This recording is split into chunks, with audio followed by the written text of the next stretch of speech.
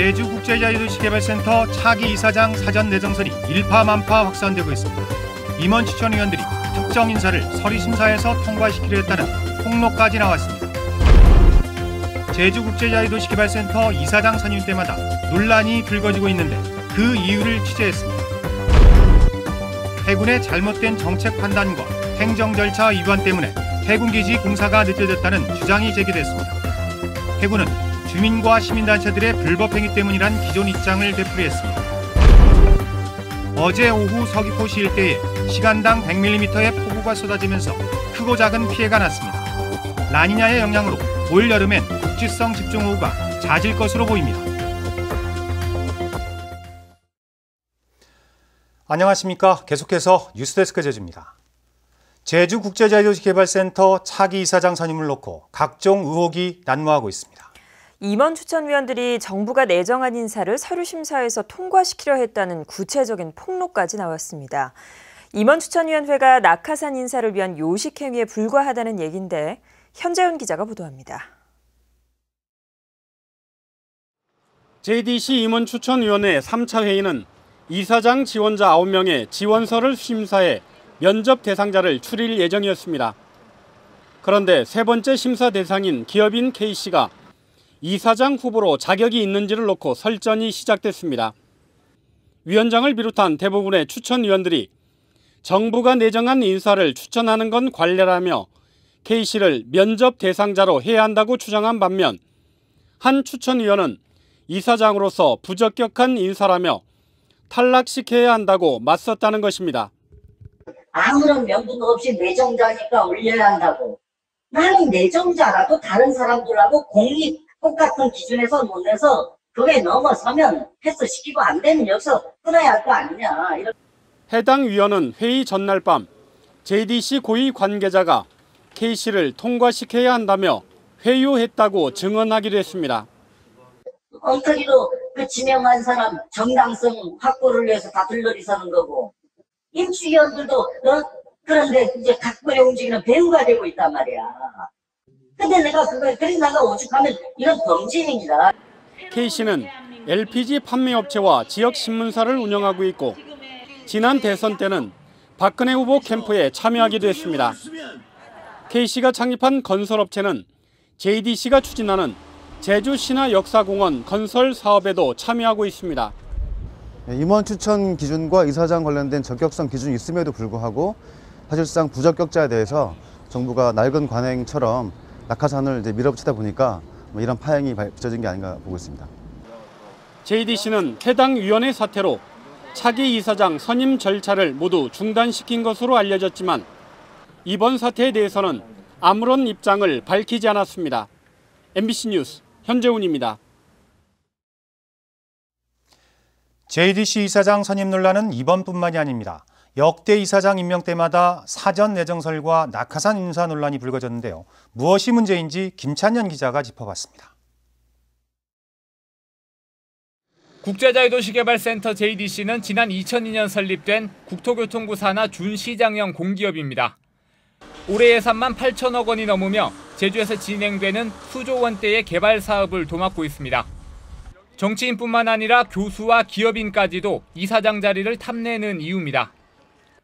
JDC 초대와 2대 이사장은 모두 국토부 출신 공무원이 지냈습니다. 진철훈 3대 이사장은 재임 기간을 전후로 2차례나 열린우리당 도지사 후보로 출마했습니다. 김경택 4대 이사장도 열린우리당과 새누리당 후보로 2차례 도지사 경선에 나왔고 변정일 5대 이사장은 한나라당 제주도당 위원장 재임 당시 이사장으로 선임돼 낙하산 인사 논란이 일었습니다. JDC 이사장은 임원 추천위원회가 후보자 3명을 선정하면 국토부 장관이 대통령 재가를 얻어 최종 임명합니다.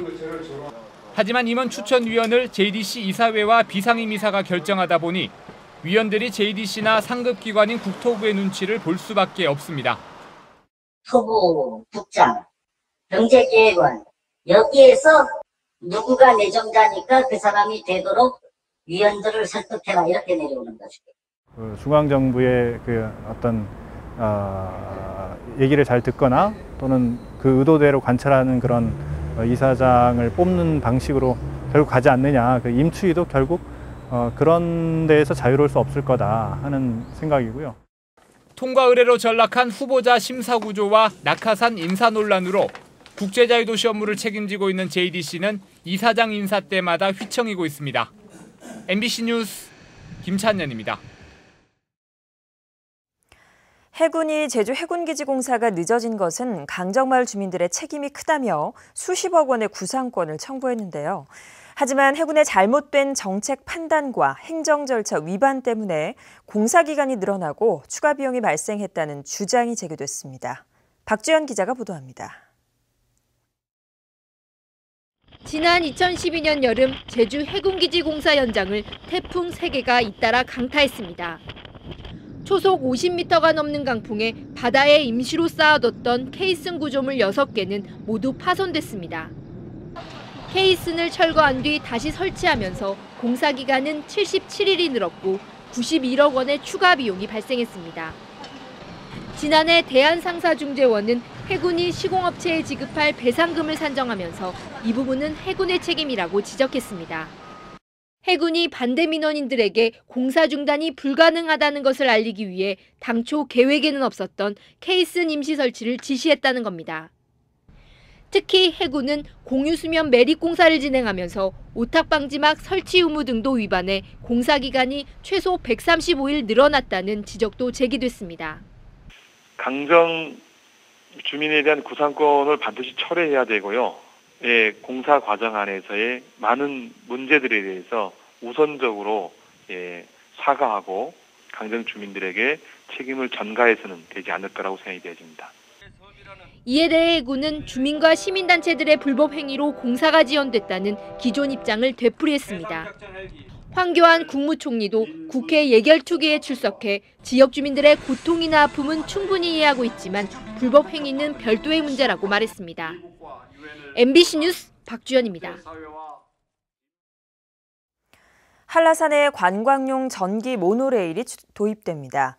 한라산 국립공원관리사무소는 오는 9월까지 어리목과 성판악, 관음사 탐방로에 4, 5인승 전기 모노레일 5대를 설치해 장애인과 노약자 등을 대상으로 운영할 계획입니다.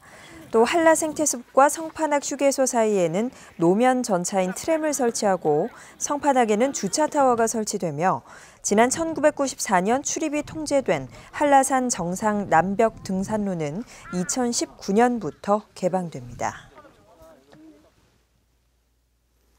어제 오후 서귀포시 일부 지역에 시간당 100mm의 폭우가 쏟아지면서 크고 작은 피해가 잇따랐는데요.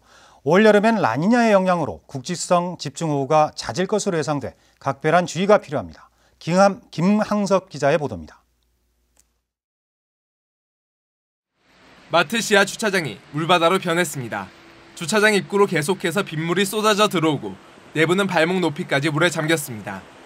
도로에 배수관이 넘치면서 저지대에 위치한 주차장이 침수된 겁니다. 도로변에 물이 다 잠기고 그 물들이 다 우리 마트 쪽으로 유입이 되면서 그 강우량이 너무 많으니까 우리가 어떻게 더 감당할 수 없는 그런 위기 상황까지도. 상가와 주택이 침수되고 도로가 물에 잠기는 등 70여 건의 피해 신고가 접수됐습니다. 서귀포 일부 지역에 시간당 100mm의 폭우가 쏟아지면서 군부대의 담벼락이 무너진 등 크고 작은 피해가 잇따랐습니다. 한라산에도 최고 360mm의 폭우가 쏟아지면서 폭포가 장관을 이뤘습니다. 태풍 네파탁이 중국에서 소멸했지만 고온다습한 남서풍을 몰고 오면서 국지성 호우가 발생한 겁니다. 제주도에는 뜨겁고 습한 그 바람이 상당히 강하게 불었습니다. 이러한 바람은 장마 전선상의 그 강력한 비구름대를 발달시키는 주요한 요인이 되었고요.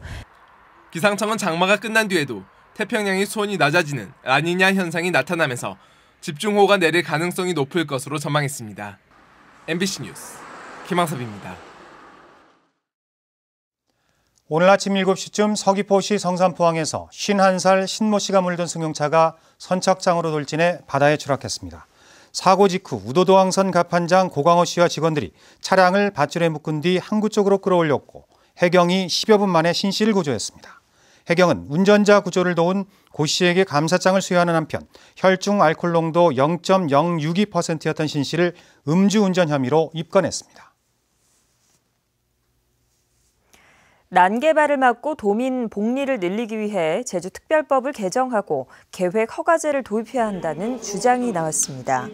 백승주 고려대 지방자치법학 연구회장은 오늘 제주도 의회에서 열린 토론회에서 현재 특별법이 난개발을 부추기고 개발에 따른 이익 분배도 안 되고 있다며 개정이 필요하다고 밝혔습니다. 이정민 제주대 외래 교수는 지속 가능한 개발을 위해 도시계획 과정부터 주민의 참여를 보장하는 계획 허가제를 도입해야 한다고 주장했습니다. 전기택시 보급 확대를 위한 설명회가 제주도 체육회관에서 열렸습니다. 제주도는 개인 택시 사업자 200명을 대상으로 전기차 구입 보조금을 비롯한 파격적인 지원 혜택 설명과 전기차 시승 체험은 물론 현장에서 전기차 신청을 받았습니다. 제주도는 올해 안에 전기택시 100대를 보급할 계획으로 전기택시 한 대당 보조금 2,600만 원을 지원합니다. 강정마을회와 시민단체들은 오늘 제주도 의회에서 기자회견을 열고 다음 달 1일부터 6일 동안 제주 해군기지를 출발해 제주시 탑동광장까지 강정생명평화대행진을 진행한다고 밝혔습니다. 이들은 강정마을은 해군기지 건설 반대운동을 넘어 생명평화의 가치를 담은 마을로 다시 태어나려 한다며 대행진에 참여해 줄 것을 호소했습니다. 제주지방법원 정도성 판사는 허위 서류를 제출해 농지를 매입한 혐의로 기소된 가스업체 대표 47살 김모 씨에게 징역 8월에 집행유예 2년을 선고했습니다.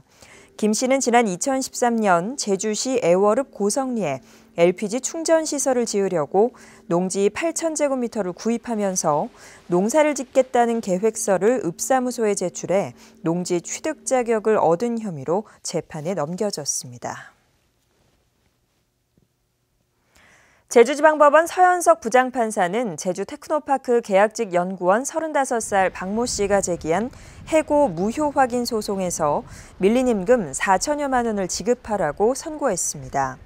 서 판사는 박 씨의 계약 기간이 남아있는데도 맡고 있던 사업이 중단됐다고 해임한 것은 부당해고라며 남은 기간에 임금을 지급하라고 판결했지만 해고를 무효화할 수는 없다고 밝혔습니다. 프로축구 제주 유나이티드의 유료 관중이 K리그에서 가장 적은 것으로 나타났습니다. 한국프로축구연맹에 따르면 올해 제주 유나이티드의 유료 관중 비율은 31%로 12개 가운데 가장 낮았습니다. 유료 관중 비율이 가장 높은 구단은 포항으로 97%였습니다. 한편 제주의 평균 관중은 4,700여 명으로 9번째였고 지난해보다 28% 줄었습니다. 행정정보 공개 청구가 급증하고 있는 것으로 나타났습니다.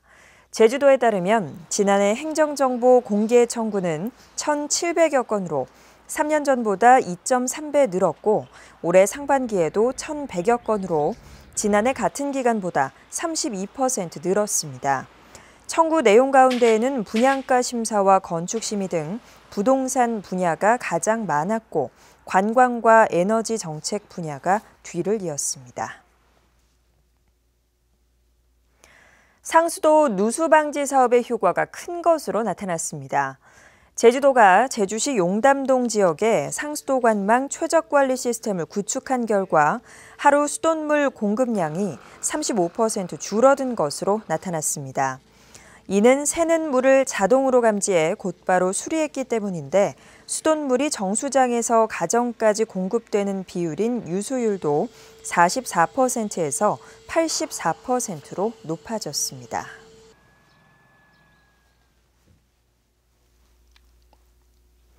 뉴스데스크 제주였습니다. 편안한 밤 되십시오. 고맙습니다.